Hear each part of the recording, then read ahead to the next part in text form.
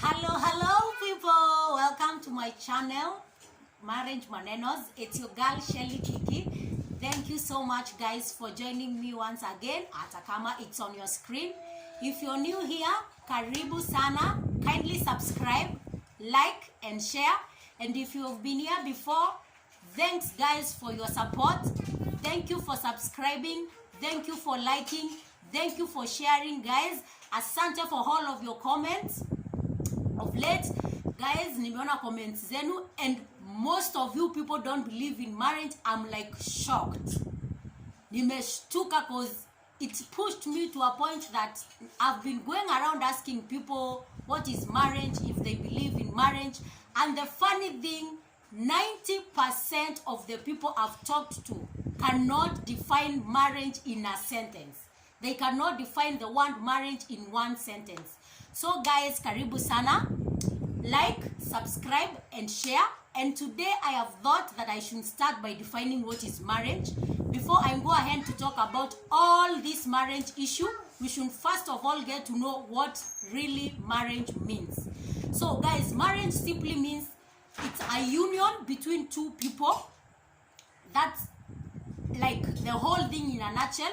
But there is a definition of marriage in the dictionary, which is the Google definition of marriage, and there is the biblical definition of marriage. And I felt since I'm so much concentrating on the biblical definition of marriage, I should get to define the two so as to enlighten us guys as we start this journey together. So the dictionary or the Google definition of marriage, it defines marriage as a formal or legal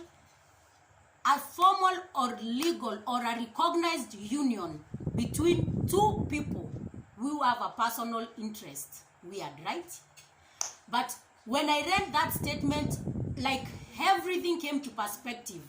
Come to think of it, a child who has been brought up in a family or in a community where there are no traditions, where there is no knowledge of God, where they have not been to church or they have not heard the word of God, they have not read the Bible or the Quran or any other religious book, and they grow knowing marriage as the formal recognized union between two people.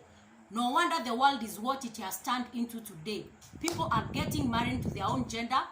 People are going and doing crazy things with their family, with their family members, with their relatives. Cousins are getting married. Like guys, because the world definition of marriage, for lack of a better word, the dictionary or the world definition of marriage is so shallow.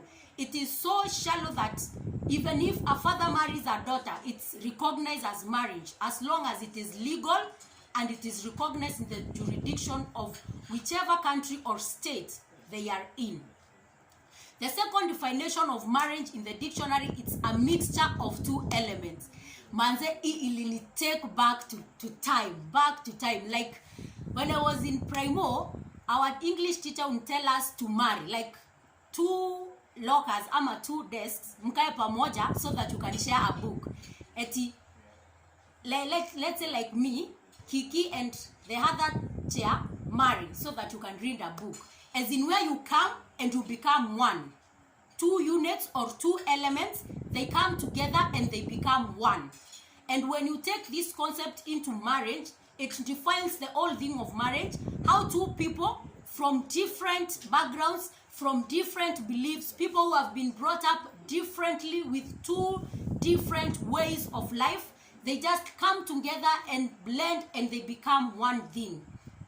But guys, before I run ahead of myself, I want to define the marriage, the definition of marriage in the Bible, or the God's intended way of how a marriage was supposed to be.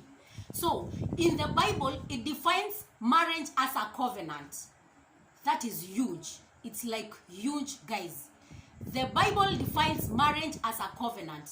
So I went deeper to dig what a covenant is. Guys, a covenant is an agreement or abiding between two or more people. Don't misquote me. I'm not defining marriage. I'm defining covenant. So don't say I said that a marriage is between two or more people. The word covenant means abiding or an agreement between two or more people.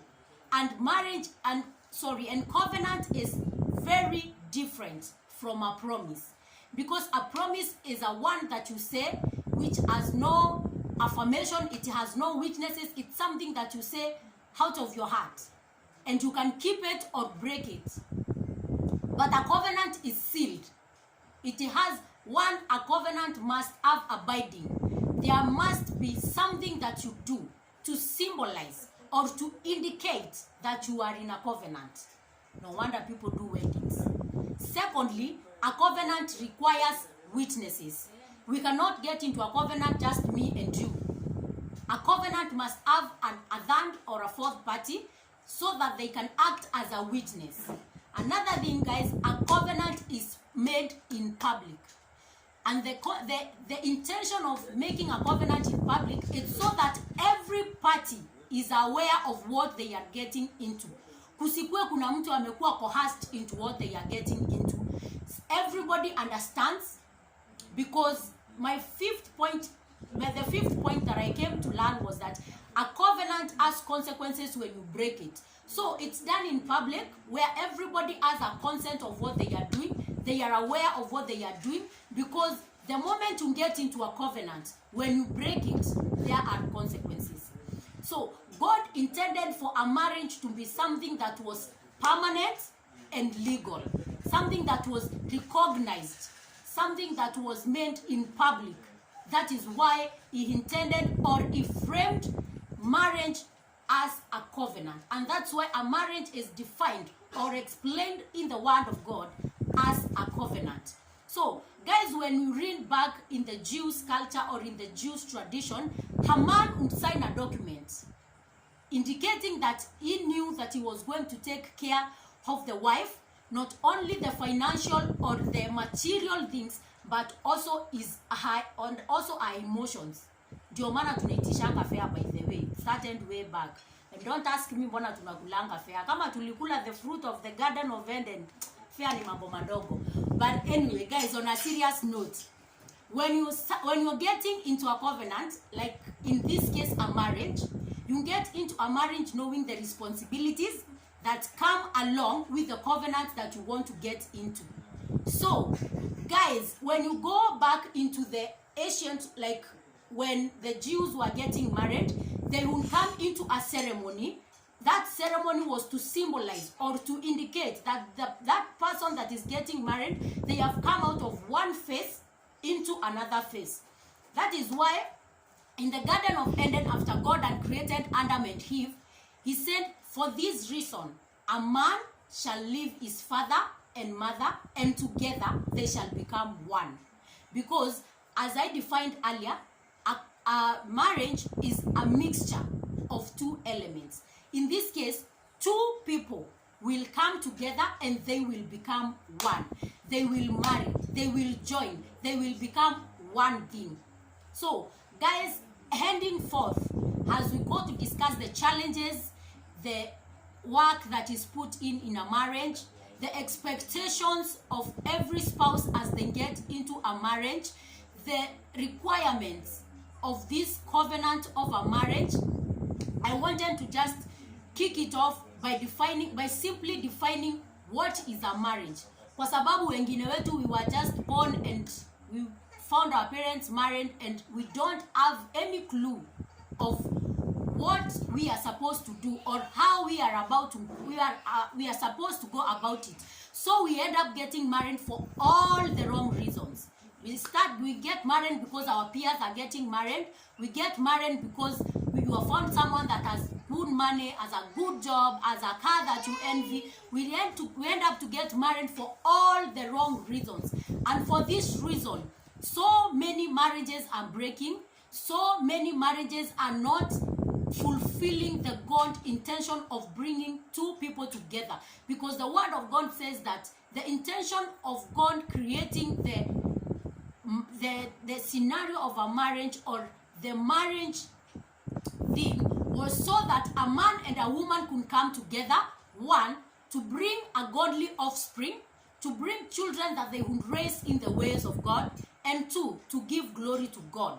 So I don't believe that there is no way that fighting or disagreeing or not getting along or causing each other pain brings glory to God. If you understand the definition of glorifying God, it is where when someone looks at your marriage or when someone looks at you and your spouse, they envy what they are seeing. They want to be associated with what they are seeing. That is what glorifies God. But listen to this. There is no marriage that doesn't have challenges. There is no marriage that doesn't have work. Every marriage that is working has two people who have decided and have made a choice to work on their marriage. They have absolutely no other way out. They don't have a plan B. They have decided, I am here to stay, to make this work, to make this right. So guys, we will be going on to discuss the challenges that marriages face, how we handle them, the effect of reacting to different issues, how they affect us today and even later in future. So leave your comment down below. Subscribe guys. Subscribe. Leave comments down below.